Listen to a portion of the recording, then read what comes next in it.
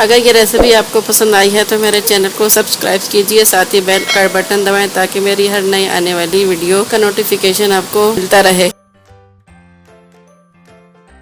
अस्सलामुअलैकुम, बिस्मिल्लाहिर्रहमानिर्रहीम। आज मैं नरगिसी कोफ्ते बना रही हूँ, जिसके लिए मैंने यहाँ आधा किलो 500 ग्राम कोफ्तों का बारीक कीमा लिया है, मगर मैं इसको अभी चॉपर में और बारीक पीसूँगी। और ये बीफ का कीमा है।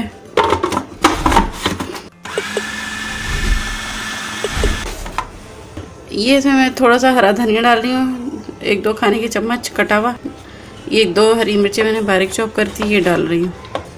और ये आधी प्याज है, ये भी मैंने बारीक चॉप करी, ये भी मैं इसमें डाल रही हूँ। बस अब थोड़ा सा चलाऊँगी इसको। और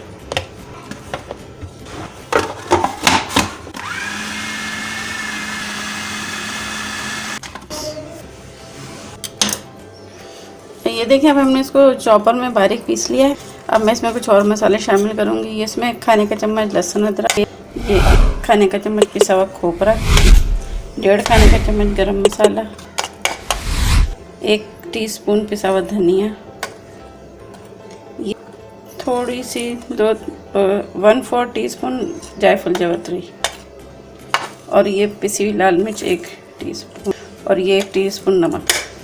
ये सारे हमने इसमें मिला। ये 3 खाने के चम्मच भुना हुआ बेसन। वैसे तो भुने हुए चने डलते हैं, मगर मेरे पास थे नहीं तो फिर मैंने बेसन नहीं भून लिया। ये 1 खाने का चम्मच पिसी हुई खसखस, 1-1.5 डाल।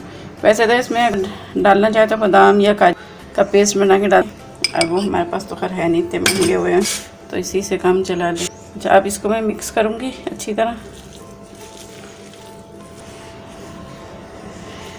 1 चम्मच के करीब इसमें मैं ये घी डाल रही हूँ।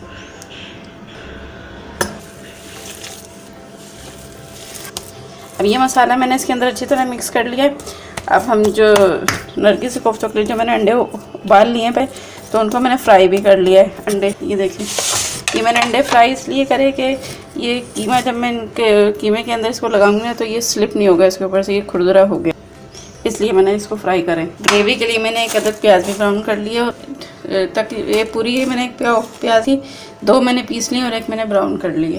तो अब पहले मैं कोफ्ते बनाती हूँ।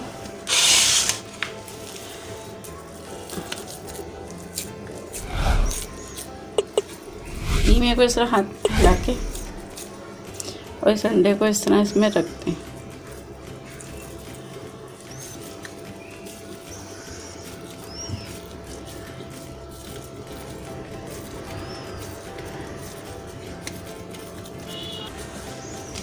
बस ये जैसे बन गया है, इसी तरह बस ये मैंने 4 लिए अंडे, तो ये भी मैं ऐसे ही बना लूँगी। नहीं, 3 अंडों का बनाऊँगी, सही। अब देखें, ये 2 तो मैंने अभी साबुत बना दिया। अब ये आप चाहें तो हाफ़ करके भी बना सकते हैं अंडे को, वो थोड़ा छोटा बनेगा।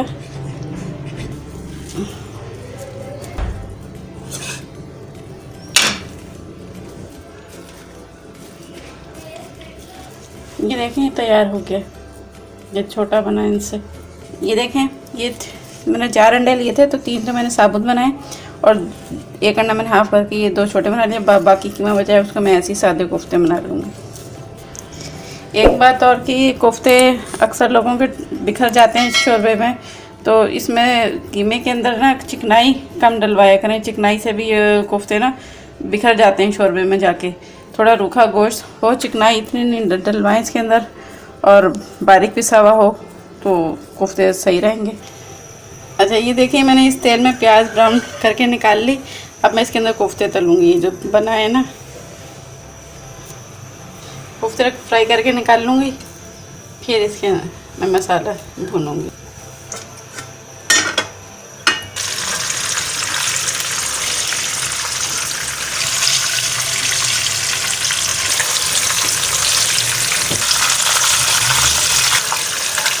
बस हमने ये हल्के हल्के से फ्राई कर लिए हैं, इन पे हल्का हल्का सा कलर आ गया। बस अब मैं इनको निकाल रही हूँ इसमें से।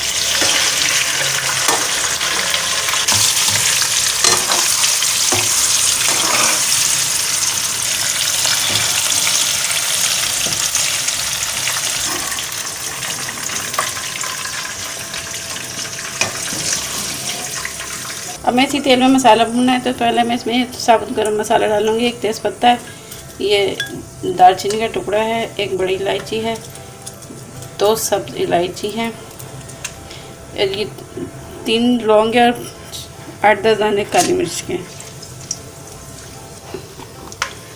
अभी देखिए ये हो गया गरम मसाला कढ़ा दिया। अभी इसके अंदर गरम वो डालूँगी लहसुन अदरक का पेस्ट 1.5 खाने का चम्मच।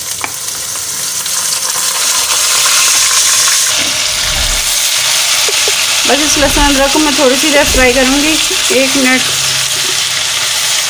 फिर मैं इसमें प्याज शामिल कर दूँगी। अब ये बस लहसुन फ्राई हो गया। ये मैंने 2 प्याज़ें पीस ली थी, ये मैं इसमें डाल दूँगी और ये मीडियम आंच पे फ्राई कर रही हूँ मैं।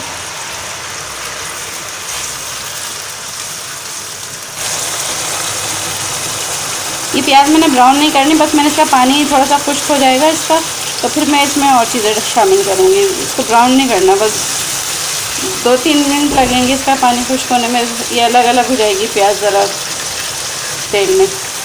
ब्राउन प्याज तो मैंने इसमें अलग से डालनी है, तो इसको मैंने ब्राउन नहीं करना।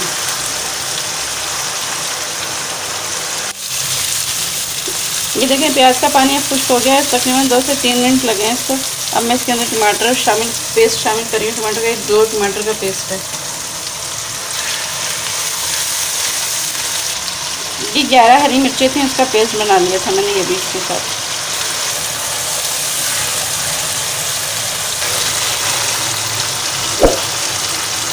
अब ये टमाटर और हरी मिर्ची जो मैंने डाली है इसको ज़रा 1-2 मिनट फ्राई कर लूँ, फिर मैं इसके अंदर मसाले शामिल करूँगी।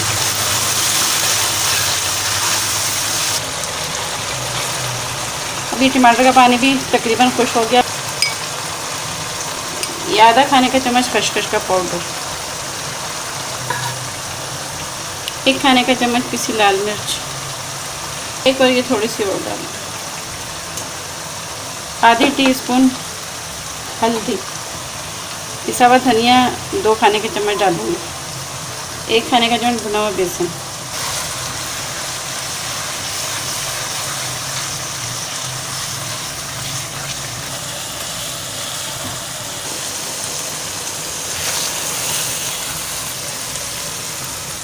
अब इस मसाले को तकरीबन 10 मिनट तो मैं भूनूंगी। अब मैं इसमें थोड़ा सा पानी डाल के इसको थोड़ी देर रख दूँगी, तो ये मसाला अच्छी तरह जब भुन जाएगा तो फिर मैं इसमें कोफ्ते शामिल करूँगी।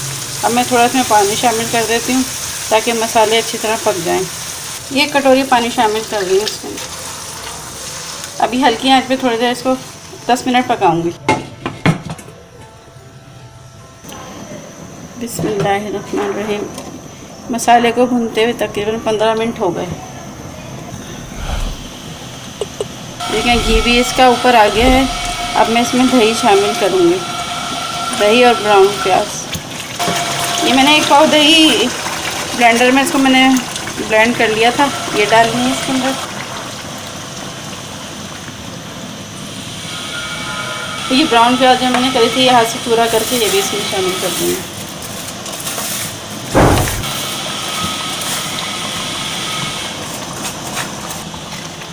बस घी के अंदर मिक्स हो जाए तो फिर मैं इसके अंदर कोफ्ते डाल दूँगी।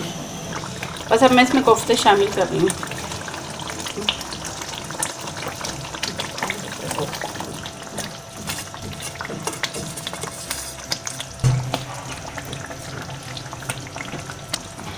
ये इसमें थोड़ी सी जायफल जावित्री का पाउडर डाल रही हूँ मसाले में, और 1 टीस्पून के करीब गरम मसाला। अब ये कोफ्ते मसाले में तकरीबन मैं इनको 20 मिनट तक पकाऊंगी। फिर ग्रेवी अपने हिसाब से जितनी चाहे रख लें, चाहे भुने हुए रख लें, चाहे अगर आपने ग्रेवी करनी है तो ग्रेवी कर। मैं वैसे इसके अंदर आलू शामिल करूँगी, मगर अभी नहीं करूँगी क्योंकि हमारे सबको आलू पसंद है, तो इसलिए मैं बाद में इसमें आलू शामिल करूँगी गला के, और हल्की आँच पे पकाऊँगी। अभी नहीं, ये कोफ्ते पके 15 मिनट हो गए।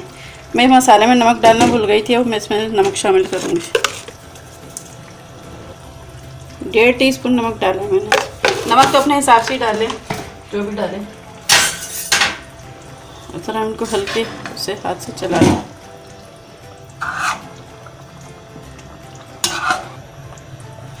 थोड़ा चूल्हा तेज़ कर रही हूँ मैं, थोड़ा हल्का था तो मैंने मीडियम कर दिया है।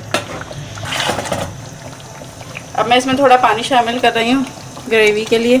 ये दही वाला जग था, मैं इसी में मैंने पानी मिला लिया है। तो ये जितना आपने शोरबा रखना है उतना कर लें। 10 मिनट अभी और पकाना है बस। कोफ्ते अब तैयार हो चुके हैं। अब इसमें थोड़ा सा धनिया डाल दूँगी, हरा धनिया गार्निश के लिए।